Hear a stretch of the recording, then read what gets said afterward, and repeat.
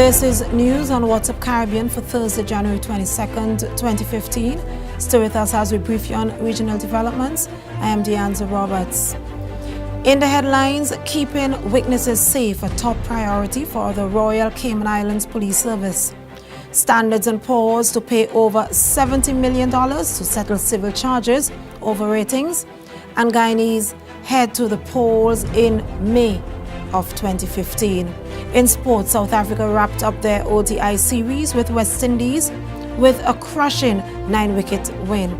The details of these and other stories straight ahead. Turbo charge. Dirty life. Turbo charge. Boom. The fed start. The place mad. One flash of rum. Me head gone. Fall in the fed like raindrops.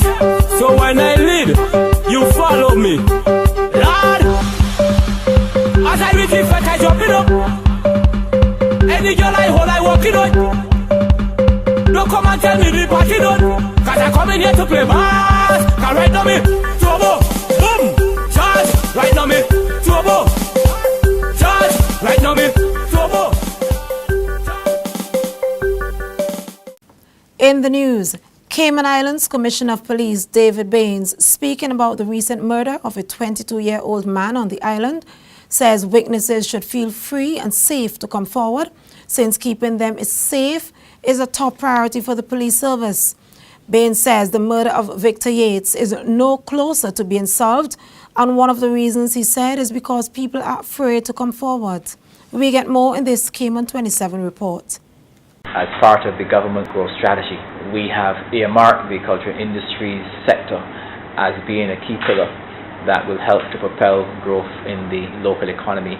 And therefore, the provision of these incentives, which we have promised based on our going to Parliament to have this legislation enacted after very lengthy and certainly detailed consultation with members of the creative sector, will actually roll out to the creative practitioners avenues in which they can get ahead with their creative businesses, and also avenues by which they could basically join with the government in terms of creating the kind of framework within which we can have the expansion of the creative industries and, by extension, the culture industry sector in Barbados. That was Cayman Islands Commissioner of Police David Baines in that Cayman 27 report.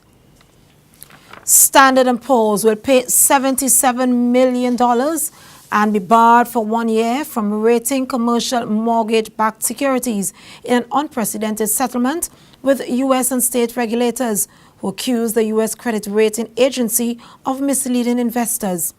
This is the first time the U.S. Securities and Exchange Commission has levied civil charges against one of the big three credit raters since it won authority from Congress in 2006 to police the sector. Standard & Poor's neither admitted or denied wrongdoing in the settlement announced on Wednesday.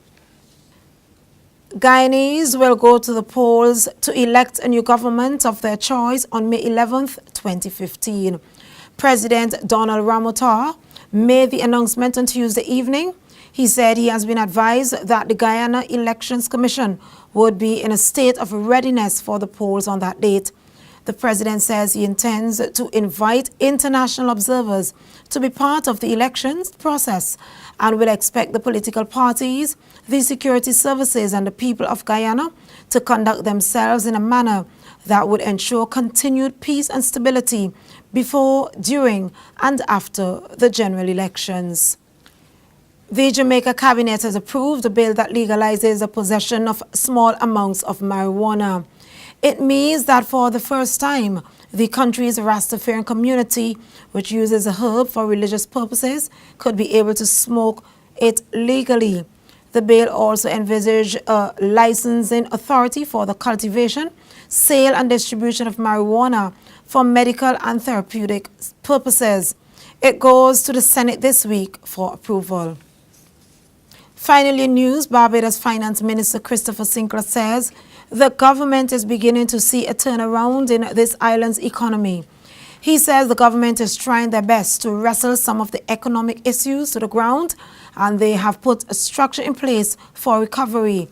Sinclair says there has been a drag on the local, regional and global economy, and it has caused Barbados to now reflect on how things are done in the public and private sectors. That's how we wrap up news. Up next, look at sports. I love Girlfriends Expo. It's amazing. I love Girlfriends Expo.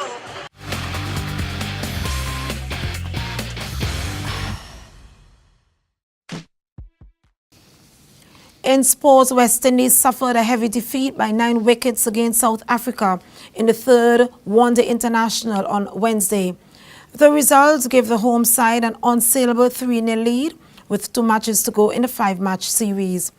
West Indies won the toss and batted at Buffalo Park, but were bowled out for 122 in the 34th over in the day-night fixture. West Indies captain Jason Holder spoke to the media after Wednesday's match. Well, disappointed so far in the series. Obviously, we didn't play well in the second and third games especially. We had the first game in our grass and we let it slip away. Obviously, South Africa won the series, and it's just about us, salvaging some pride going on to the last 2 games and just building some momentum going into the World Cup. Asked if he was worried, this is how he responded. I wouldn't say I'm too worried about it. I'm just worried about the way we're going about our cricket.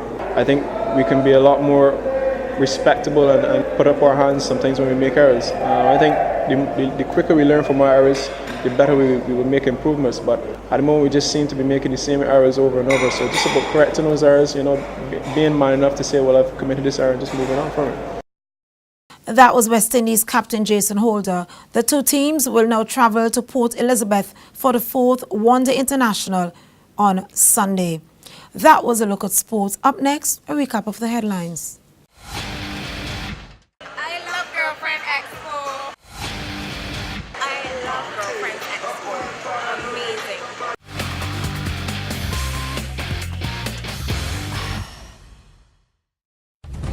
Looking back at the top stories making news, keeping witnesses safe a top priority for the Royal Cayman Islands Police Service. Standards imposed to pay over $70 million to settle civil charges over ratings.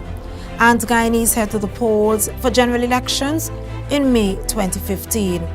In sports, South Africa wrapped up their ODI series with West Indies with a crushing 9-wicket win. Remember, for the latest in news, sports and other developments in the region, log on to whatsupcaribbean.com, like us on Facebook and follow us on Twitter. This was a Carib 5 production. Thanks for joining us.